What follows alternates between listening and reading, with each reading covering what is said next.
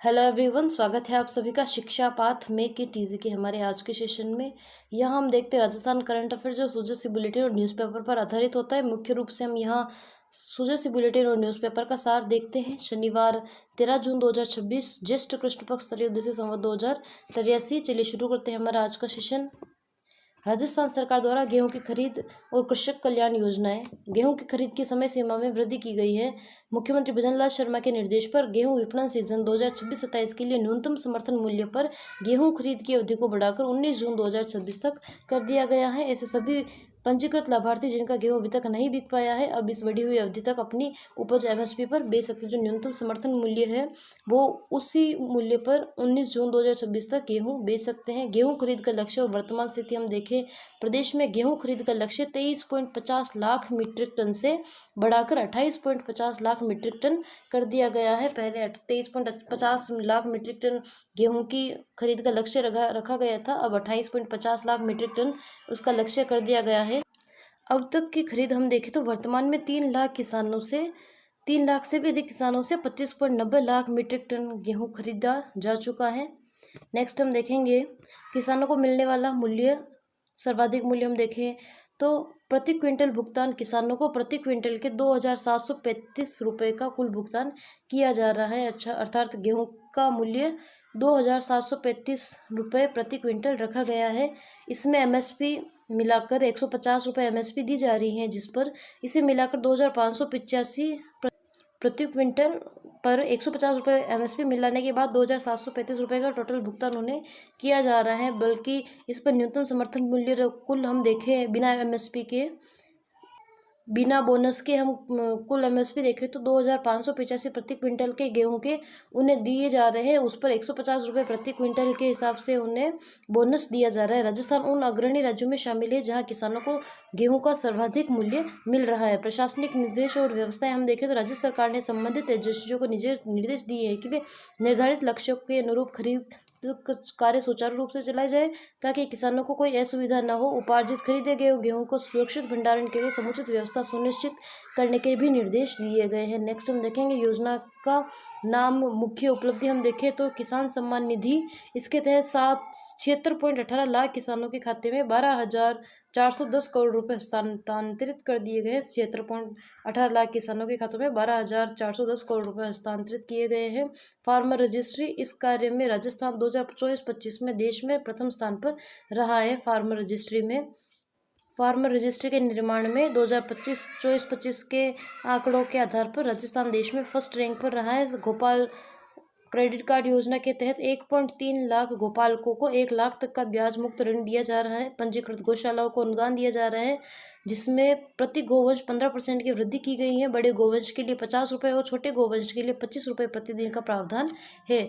गौशालाओं में 50 रुपये प्रतिदिन और 25 रुपये प्रतिदिन, बड़े गोवंश के लिए 50 रुपये और छोटे गोवंश के लिए 25 रुपये का प्रतिदिन का उन्हें अनुदान दिया जा रहा है।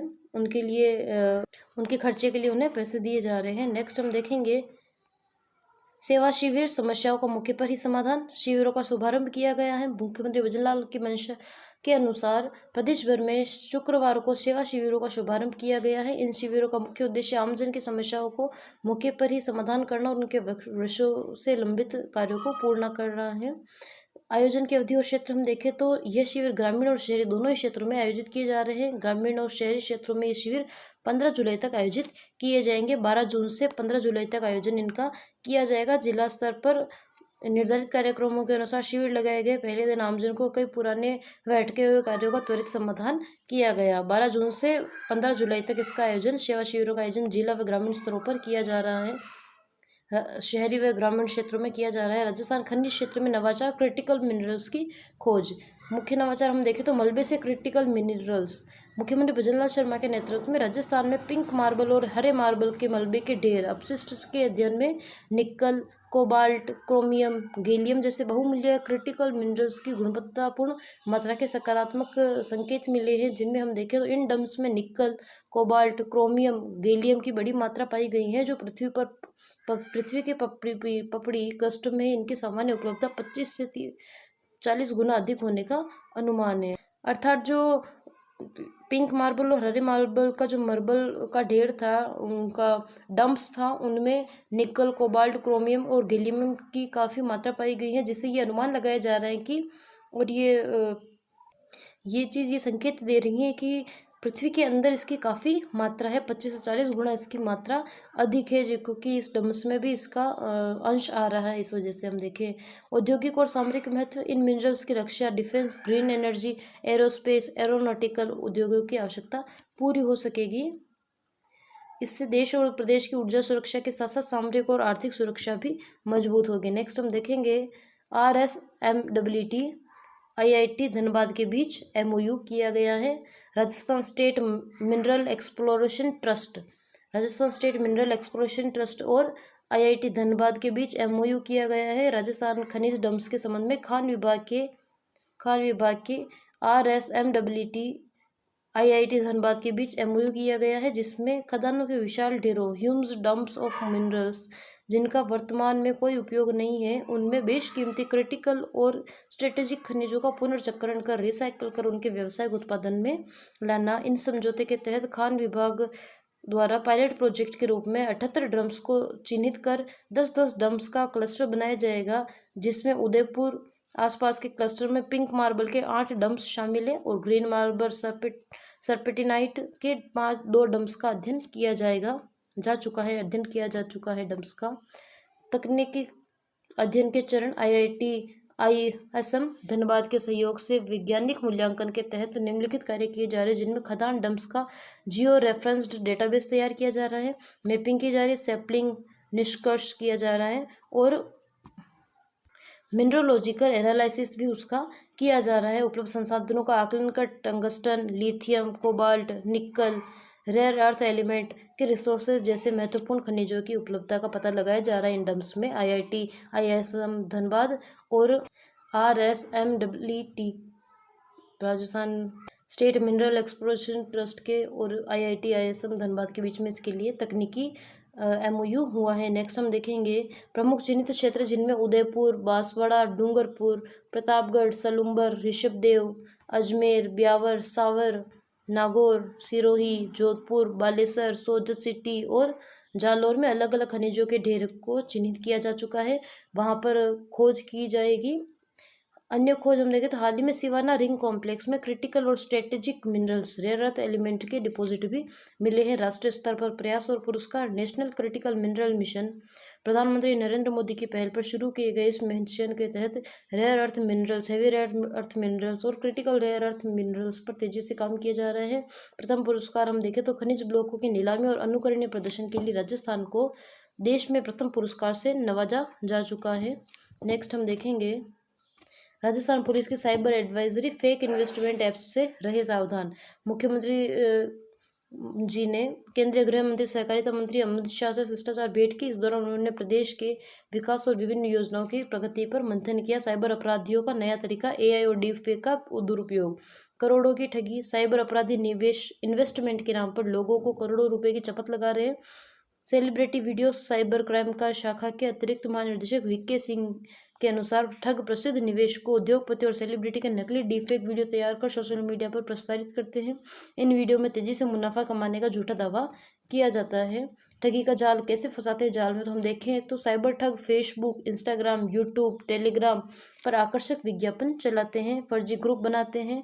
विज्ञापन पर क्लिक करते ही व्यक्ति को एलिट इन्वेस्टमेंट ग्रुप या सुपर ट्रेडिंग क्लब में जोड़ दिया जाता है, व्हाट्सएप या टेलीग्राम ग्रुप में जोड़ दिया जाता है। फर्जी सदस्य और स्क्रीनशॉट, इन ग्रुप्स में मौजूद अधिकांश सदस्य असल में ठगों के फर्जी अकाउंट या बोट्स होते हैं, जो लाखों रुपए के मुनाफे नकली स्क्रीनशॉट शेयर कर लोगों का विश्वास जीतते हैं। फर्जी ऐप डाउनलोड, इसके बाद लिंक और ऐप को फाइल के जरिए फर्जी ट्रेडिंग ऐप पर डाउनलोड करवाया जाता है। पैसे निकालने पर रोक, शुरुआत में फर्जी डैशबोर्ड पर मुनाफा दिखाया जाता है, लेकिन जब निवेशक राशि निकालने विड्रॉ का प्रयास करता है तो टैक्स, कमीशन या प्रोसेसिंग फीस के नाम पर उनसे और पैसों की मांग की जाती है, अतः ठग के पैसे लेकर गायब हो जाते हैं।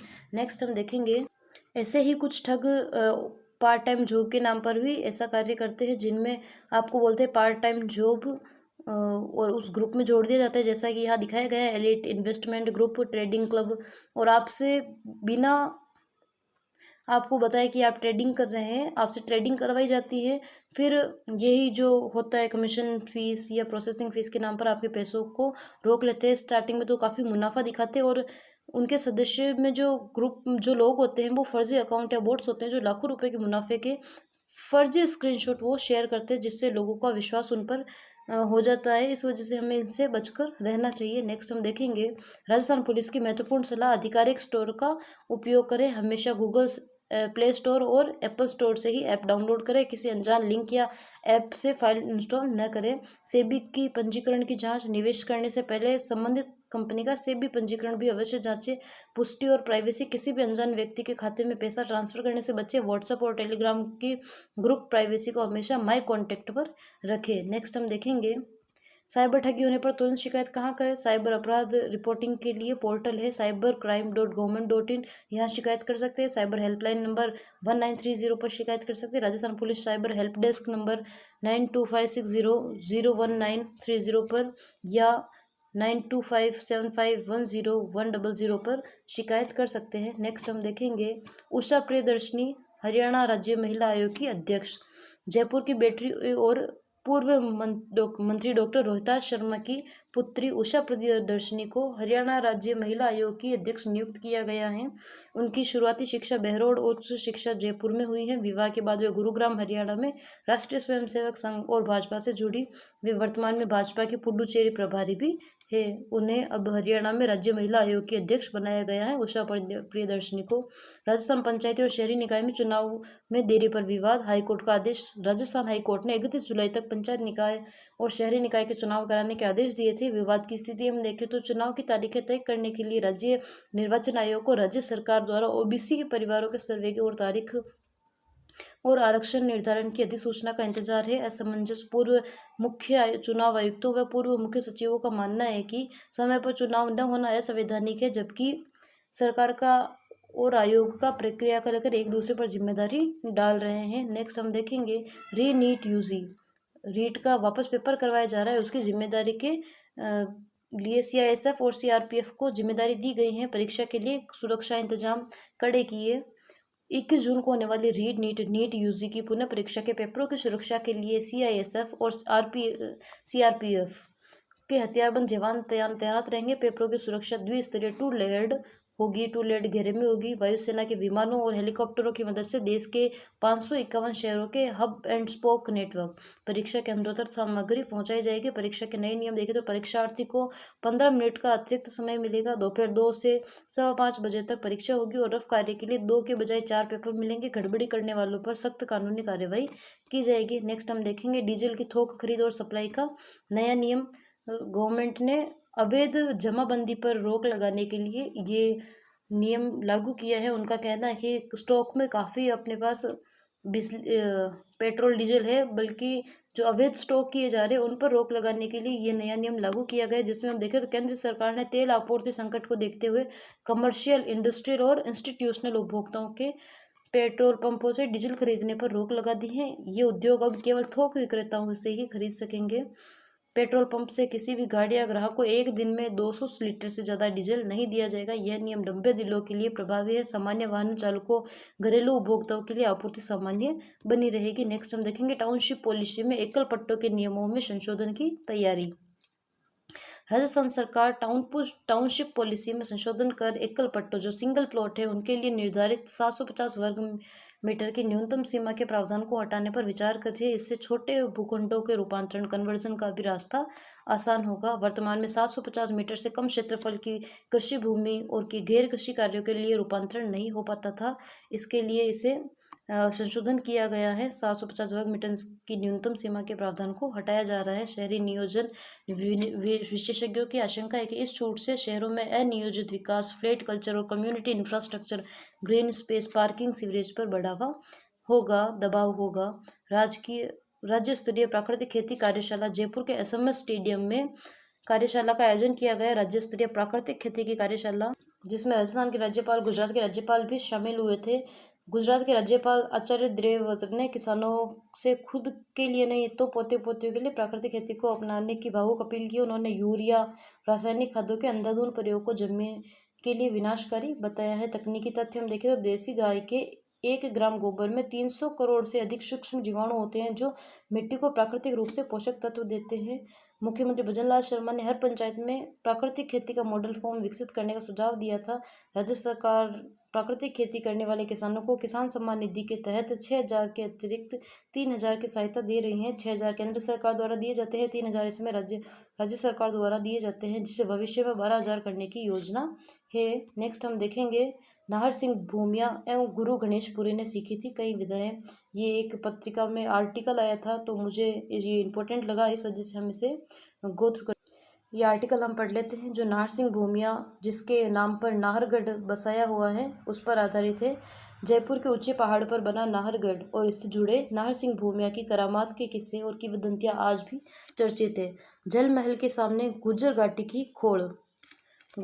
की खोल में गुरु गणेशपुरी के साथ नाहर सिंह ने 30 साल तक 30 ईयर्स तक कठोर तपस्या की थी। गुर्जर घाटी की खोल में गुरु गणेशपुरी के साथ गणेशपुरी ने चाकसू तहसील के फतेहपुरा गांव में बरसों तक धूनी और रमाई और लोगों का उपकार किया था। चाकसू जयपुर में गणेशपुरी जी ने उन्होंने नाहर सिंह को तंत्र मंत्र साधना में अदृश्य होने की करामात सिखाई थी।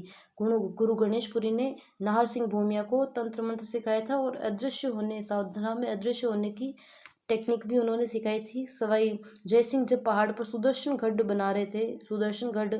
बना रहे थे जब सवाई जयसिंह जी, तब दिन में जितना निर्माण होता था रात को टूटकर बिखर जाता था। महाराजा के गुरु रत्नाकर पौंडरिक ने अपने तपोबल से भूमिया जी को राज्यकर किले का नाम सुदर्शन गढ़ के बजाय नाहरगढ़ रखा और भूमिया जी को घाट की गुणी में विराजमान किया। तो जब सवाई जयसिंह जी उस पहाड़ पर सुदर्शनगढ़ किला बनवा रहे थे, तभी जब दिन में निर्माण किया जाता और रात को वो निर्माण कार्य वापस ध्वस्त हो जाता, तो जो सवाई जयसिंह जी के गुरु जी थे, गुरु रत्नाकर पौंडरिक, उन्होंने अपने तपोबल से भूमिया जी को राजी किया, मनाया उनको, और उन जो किले का नामकरण भूमिया जी के नाम के ऊपर नाहरगढ़ किया गया और घाट की गुणी में भूमिया जी को विराजमान किया। तब कहीं वह किला बन सका। नाहरगढ़ के नीचे गुर्जर घाटी में प्रभातपुरी की खोल है। यहाँ पर भगवान दत्तात्रेय की परंपरा से संतों ने तपस्या कर सिद्धियां प्राप्त की थी। यहाँ पर गणेशपुरी व प्रभातपुरी अमृतपुरी के अलावा नाहर सिंह भूमिया ने भी कठोर साधना की थी। प्रभातपुरी की खोल में भी गुफा के बाहर बाबा बलराम नाथ ने महाकाल भैरवनाथ की मूर्ति स्थापित की थी। और किंवदंती है कि गुफा में कभी नीलम का शिवलिंग भी था। गुजरात में जन्मे नाहर सिंह भूमिया के गुरु गणेशपुरी ने शिवरात्रि के तट पर तपस्या करने के बाद 30 साल तक प्रभातपुरी की खोल में साधना की थी। मूल रूप से नाहर सिंह जी का जन्म हुआ था गुजरात में। छाजू सिंह बड़नगर के मुताबिक तुंगा के युद्ध के समय राजा प्रताप सिंह ने अमृतपुरी से जीत का वादा लिया था। इस युद्ध में विजय श्री मिलने के बाद उन्होंने घाटी माता राजेश्वरी का मंदिर भी बनवाया था। प्रताप सिंह जी ने राजेश्वरी माता का निर्माण करवाया था। नेक्स्ट हम देखेंगे, ये काफ़ी इम्पोर्टेंट मुझे लगा, इस वजह से हमने ये अपने सेशन में इसको ऐड किया है। अंतर्राष्ट्रीय योग दिवस 21 जून पर शिक्षकों की उपस्थिति अनिवार्य। शिक्षा विभाग के निदेशक सीताराम जाट के अनुसार ग्रीष्मावकाश के दौरान गृह स्थान पर शिक्षकों को भी 21 जून को सुबह 6 से 8 बजे तक आयोजित विश्व योग दिवस में अनिवार्य रूप से भाग लेना होगा। यदि शिक्षक अपने पदस्थापन से स्कूल नहीं पहुंच सकते तो उन्हें निकटतम विद्यालय में उपस्थिति दर्ज करवानी होगी। जिन स्कूलों को नीट परीक्षा का केंद्र बनाया गया है वहाँ कार्यक्रम आयोजित नहीं होगा। उपस्थिति की रिपोर्ट 12 बजे तक योग संगम पोर्टल पर दर्ज करवानी होगी या शारदा दर्पण पोर्टल पर उपस्थिति अपलोड करनी होगी। नेक्स्ट हम देखेंगे सरकारी स्कूलों में स्किल शिक्षा व्यावसायिक शिक्षा का संकट। राजस्थान के करीब 2,500 सरकारी स्कूलों में 9वीं से 12वीं तक संचालित व्यावसायिक शिक्षा पूरी तरह से निजी कंपनियों के माध्यम से ठेका प्रणाली पर चल रही है। 30 जून को इन कंपनियों के अनुबंध समाप्त हो रहे हैं। नई टेंडर प्रक्रिया में देरी के कारण 1 जुलाई से पढ़ाई ठप होने का खतरा है। कार्यरत करीब 2,000 वोकेशनल ट्रेनर्स शिक्षकों को पिछले 8 से 14 महीनों से मानदेय नहीं मिला है। विधायक रविंद्र सिंह भाटी और अन्य जनप्रतिनिधियों ने मांग की है कि हरियाणा, असम और हिमाचल प्रदेश की तर्ज पर इन शिक्षा का संचालन सीधे शिक्षा विभाग के अधीन किया जाए। नेक्स्ट हम देखेंगे झुंझुनू के इस्लामपुर गांव का नाम बदलने का विरोध। झुंझुनू जिले की ग्राम पंचायत इस्लामपुर का नाम बदलकर श्री रामपुर करने का प्रस्ताव स्थानीय ग्रामीण विरोध कर रहे हैं। ग्रामीणों के अनुसार इस ऐतिहासिक गांव की स्थापना 16वीं सदी में हुई थी और यह नाम उनकी 400 साल पुरानी परंपरा व सांस्कृतिक विरासत और अपने आपसी सौहार्द का हिस्सा है। यह गांव महाराणा प्रताप के वीर सेनापति हकीम खां सूरी के वंशज पठान परिवारों का निवास स्थल रहा है, जहाँ देश की सेवा समृद्ध परंपरा रहा है, जहाँ कर्नल अब्दुल रसूल खान को 1965 और 1971 के युद्ध के लिए विशिष्ट सेवा मेडल मिला था। नाम बदलने के विरोध में ग्रामीणों ने 15 जून को कलेक्ट्रेट तक पैदल मार्च निकालने का तय किया है। तो हम ध्यान में रखेंगे झुंझुनू जिले का इस्लामपुर ग्राम पंचायत अभी चर्चा में है क्योंकि इसका नाम बदला जा रहा है, जिसके विरोध में ग्रामीण उतरे हैं। नेक्स्ट हम देखेंगे भामाशाह सम्मान समारोह, दानदाताओं का सम्मान। राजस्थान के सरकारी स्कूलों में विकास उल्लेखनीय का योगदान के लिए 154 दानदाताओं और 97 प्रेरकों सहित कुल 251 व्यक्तियों को 29 जून को जयपुर के बिरला ऑडिटोरियम में सम्मानित किया जाएगा। 29 जून को भामाशाह सम्मान समारोह आयोजित किया जाएगा, जिसमें 154 दानदाता है और 97 प्रेरक है, उन्हें सम्मानित किया जाएगा। टोटल 251 व्यक्तियों को सम्मानित किया जाएगा। इन भामाशाहों ने वर्ष 2025-26 में सरकारी स्कूलों के विकास के लिए 318 करोड़ रुपए की योगदान दिया है, जिनमें श्रेणी देखें तो शिक्षा विभूषण 1 करोड़ या उससे अधिक दान देने वाले 49 भामाशाहों को शिक्षा विभूषण दिया जाएगा। शिक्षा भूषण 30 लाख से 1 करोड़ तक का सहयोग देने वाले 105 दानदाताओं को शिक्षा भूषण दिया जाएगा और शिक्षा श्री दिया जाएगा 1 लाख से 30 लाख तक के सहयोग करने वाले भामाशाहों को। ऐतिहासिक प्रसंग में हम देखें तो राजस्थान में इस समारोह की शुरुआत 1995 में हुई थी। तब से अब तक 2331 भामाशाह शिक्षा विभाग को कुल 1155.48 करोड़ रुपए का सहयोग कर चुके हैं। नेक्स्ट हम देखेंगे पीएम राइस योजना की सुस्त रफ्तार।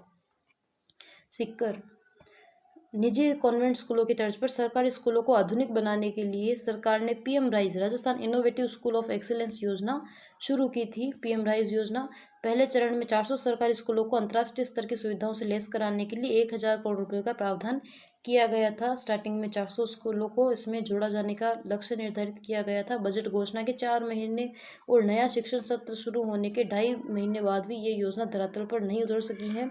शिक्षा विभाग ने अभी तक स्कूलों के चयन मानक क्राइटेरिया तय नहीं किए हैं, जिससे योजना कागजों में ही अटकी हुई है। नेक्स्ट हम देखेंगे ओलंपियन गोपाल सैनी विश्व आयोजन समिति में शामिल।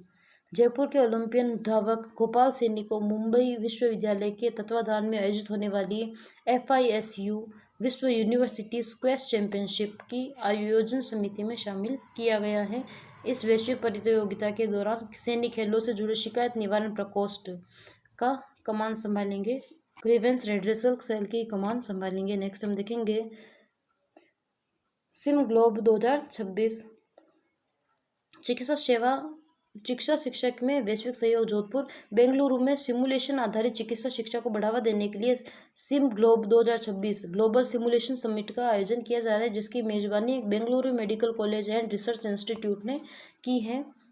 इसमें doctor SN medical college Jodhpur की रेजिडेंट डॉक्टर रश्मि दास गुप्ता ने ओरल पेपर प्रेजेंटेशन में स्वर्ण पदक जीतकर संस्थान का गौरव बढ़ाया है। सिम ग्लोब 2026 में डॉक्टर SN मेडिकल कॉलेज की रेजिडेंट डॉक्टर रश्मि दास गुप्ता ने ओरल पेपर प्रेजेंटेशन में गोल्ड मेडल जीता है। इस सम्मेलन में जोधपुर की इमरजेंसी मेडिसिन विभाग अध्यक्ष नवीन पालीवाल और पूजा बिहानी ने महत्वपूर्ण भूमिका निभाई है। इस इवेंट में समिट का उद्देश्य है देश में कॉम्पिटेंसी आधारित मेडिकल एजुकेशन का प्रभावी क्रियान्वयन के लिए रणनीति तैयार करना था। नेक्स्ट हम देखेंगे जन आधार कार्ड में नई व्यवस्था, नवजात का नाम स्वतः जुड़ेगा। राजस्थान सरकार ने सरकारी योजनाओं का लाभ त्वरित गति से पहुंचाने के लिए जन आधार कार्ड में बड़ा बदलाव किया है। अब नवजात शिशुओं का नाम अस्पताल से जन्म प्रमाण पत्र जारी होते ही ऑटोमेटिकली जन आधार कार्ड से जुड़ जाएगा। इसके लिए ई-मित्र के चक्कर काटने की जरूरत नहीं रहेगी। मृतक का नाम हटाना भी आसान। परिवार के किसी सदस्य की मृत्यु होने पर पहचान पोर्टल पर मृत्यु प्रमाण पत्र दर्ज होते ही मृत्यु का नाम जन आधार परिवार पहचान संख्या से स्वतः हट जाएगा। जन प्रमाण पत्र बनते समय आवेदन फॉर्म में माता की आधार संख्या और जन आधार परिवार पहचान संख्या दर्ज करना अनिवार्य होगा। साथ ही माता की आधार KYC होना भी आवश्यक है। नेक्स्ट हम देखेंगे खाद की कालाबाजारी रोकने के लिए यूनिक फार्मर ID की पायलट प्रोजेक्ट चलाया जा रहा है। Pilot project unique farmer ID खाद की कालाबाजारी रोकने के लिए डिजिटलीकरण किया जा रहा है। रासायनिक उर्वरकों, खाद की कालाबाजारी और किल्लत को रोकने के लिए सरकार द्वारा खाद्य वितरण व्यवस्था को पूरी तरह से डिजिटल बनाने जा रही है। इसके तहत राजसमंद और सिरोही जिलों में पायलट प्रोजेक्ट चलाया जाएगा। खाद की कालाबाजारी रोकने के लिए pilot project unique farmer ID के से राजसमंद और सिरोही में चलाया जाएगा। पायलट प्रोजेक्ट के रूप में यूनिक फार्मर आईडी आधारित खाद्य वितरण शुरू किया गया है। डिजिटल जमीन का डेटा डिजिटल केंद्र सरकार की एग्रिस्टिक योजना के तहत किसानों की जमीन को आधार से लिंक कर यूनिक फार्मर आईडी तैयार की गई है, जिसका काम 90% पूरा हो चुका है। प्रदेश में प्रति वर्ष लगभग 28 लाख मीट्रिक टन यूरिया और 8 लाख मीट्रिक टन डीएपी की खपत होती है। नई व्यवस्था में मोबाइल से बुकिंग के बाद पीओएस मशीन और ओटीपी के माध्यम से जमीन की उपलब्धता के अनुसार खाद्य वितरण होगा, जिससे पारदर्शिता आएगी। नेक्स्ट हम देखें एसआरएस रिपोर्ट 2024। राजस्थान में शिशु मृत्यु दर में भारी गिरावट, सकारात्मक आंकड़े। सैंपल रजिस्ट्रेशन सिस्टम एसआरएस 2024 के आंकड़ों के अनुसार राजस्थान में शिशु मृत्यु दर इन्फेंट मोर्टेलिटी रेट में उल्लेखनीय कमी आई है। वर्ष 2019 में जो शिशु मृत्यु दर 35 थी, वह 2024 में घटकर 28 रह गई है प्रति 1000 जन पर। पहले प्रति 1000 जन पर 35 शिशुओं की मृत्यु होती थी, अब प्रति 1000 जन पर 2024 के आंकड़ों के अनुसार 28 मृत्यु शिशुओं की होती हैं। शिशु मृत्यु दर के मामलों में सुधार के बाद राजस्थान देश में 5वें स्थान पर पहुंच गया है। ग्रामीण क्षेत्रों में यह दर 30 और शहरी क्षेत्रों में 24 दर्ज की गई है। नेक्स्ट हम देखेंगे चिकित्सा विशेषज्ञों के अनुसार संस्थागत प्रसव इंस्टीट्यूशनल डिलीवरी को बढ़ावा देने के लिए निःशुल्क दवा एवं जांच सुविधा, जननी शिशु सुरक्षा योजना, नगरीय प्रणाली निगरानी प्रणाली और पोषण तथा रोटा वायरस निमोनिया के टीकों की उपलब्धता इस सुधार का मुख्य कारण है। तुलनात्मक प्रगति देखें 2014 में राजस्थान में 46 थी, जो अब 28 है। नेक्स्ट हम देखेंगे इस मामले में देश भर में सर्वाधिक सुधार करने वाले राज्यों में राजस्थान अग्रणी रहा है। 2014 में शिशु मृत्यु दर 46 थी, 2019 में शिशु दर 35 थी और 2024 में घटकर 28 रह गई है, जिससे राजस्थान देश में 5वें स्थान पर आ गया है। आज का सेशन हमारा ये समाप्त होता है। Please like, share and subscribe कीजिए। अगर आपको इस सेशन की पीडीएफ की आवश्यकता हो तो आप हमें टेलीग्राम पर मैसेज कर सकते हैं, जहां आपको उस चैनल में जोड़ दिया जाएगा जहां ये पीडीएफ अवेलेबल करवाई जाती है। तो थैंक यू सो मच।